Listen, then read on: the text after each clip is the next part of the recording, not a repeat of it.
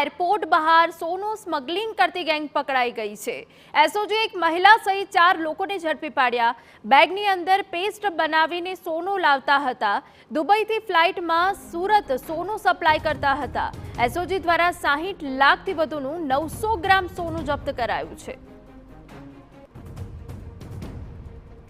तो बेगनी अंदर पेस्ट बनावीने सोनूनी आ सप्लाय करवामां आवती।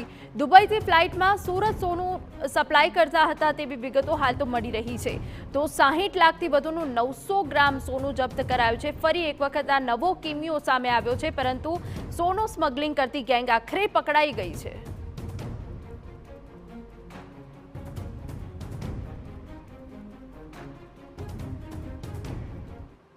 સમાચાર સુરતમાંથી મળી રહ્યા છે કે જ્યાં